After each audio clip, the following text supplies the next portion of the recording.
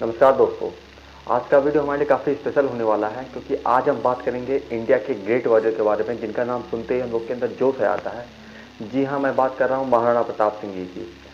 तो बिना किसी दोस्तों देरी के वीडियो को शुरू करते हैं। तो आपको बता दें, महाराणा प्रताप सिंह जी का जन्म 9 मई 1540 ईस्वी में कुंभलगढ़ में हुआ, जो कि इस समय राजस्थान में है। आपको बता दें, इनके पिता का नाम महाराणा उदय सिंह था और इनकी माता का नाम रानी जसवंती बाई था।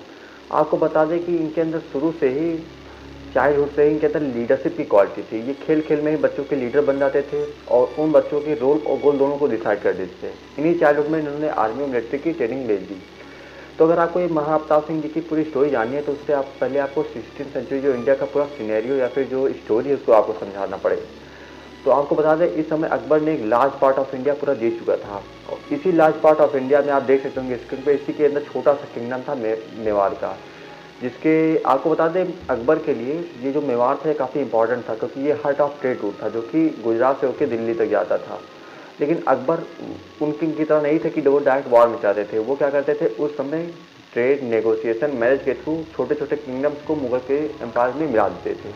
तो यही अकबर ने सोचा। तो जब महाराणा उदय सिंह की डेथ होती है तो उसके बाद जब महाराणा प्रताप सिंह बनते हैं तो अकबर ने 8 डिप्लोमेट भेजे ताकि महाराणा प्रताप सिंह जी की जो मेवाड़ है उसको भी अपने अंदर मिलाया जाए।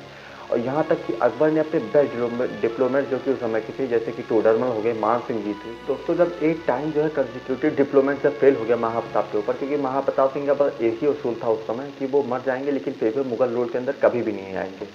तो जब अकबर ने इतने सारे डिप्लोमेट भेज दिए तो सब महाप्रताप सब डिनाई कर दिया। तो उसके बाद अकबर ने वॉर के ऊपर वॉर का फैसला लिया और इसी परिणाम स्वरूप जो है सबसे ऐतिहासिक बैटल हुई जिसको हम आज के दिनों में बैटल ऑफ हल्दी घाटी के नाम से जानते हैं।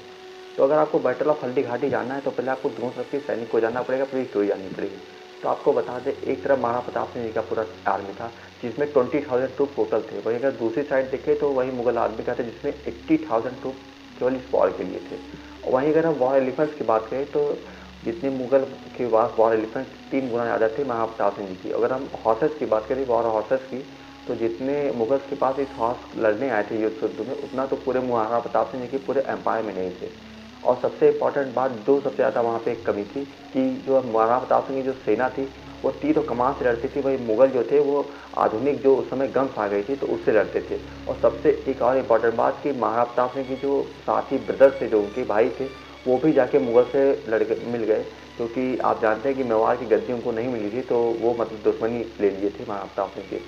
तो अगर हम पेपर में देखें या फिर किसी और में आप दिमाग में लगाइए थोड़ा, तो आपको पता चलेगा कि यहाँ पे कोई चांस ही नहीं था कि महाराणा प्रताप सिंह जीत सके। लेकिन आप क्या जानते हैं कि अकबर के लिए जो बैटल हुई one of the toughest battle सिद्ध हुई। तो 18 जून 1576 ईस्वी में एकदम मध्य गर्मी में हल्दी घाटी के मैदान में दोनों सेनाएं एक दूसरे को सामना करती हैं। आपको बता दें, इस युद्ध में महाराणा प्रताप सिंह जी ने बहलोल खान जो कि सेनापति था इस युद्ध में मुगल की तरफ से, उनको आधो हाथ काट दिया, घोड़े सहित ही काट दिया। तो इतने बलवान थे महाराणा प्रताप सिंह जी। और आपको बताते इसी समय चेतक ने एक असीम साहस का परिचय दिया आपको। दोस्तों, इसी युद्ध में मान सिंह जो कि मुगल आर्मी के चीफ कमांडर होते हैं, वो अपने एक वॉर एलिफेंट के ऊपर सवार थे।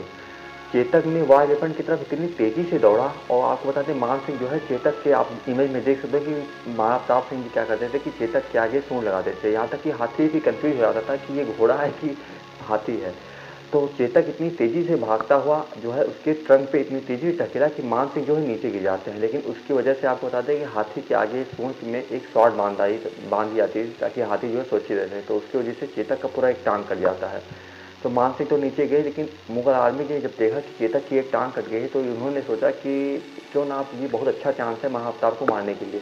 तो पूरी आर्मी लेके वो महाराणा प्रताप सिंह के पीछे तरफ दौड़ रहे थे। लेकिन चेतक ये सब देखा और अपनी महाराणा प्रताप को अपनी लॉयल्टी सिद्ध करते हुए और केवल महाराणा प्रताप सिंह जी को बचाने के लिए वो 5 किलोमीटर भागा। केवल भागा नहीं, आपको बता दें महाराणा प्रताप सिंह का केवल अपना वजन 110 किलो था, अपनी वेपन के साथ वो 475 kg के थे।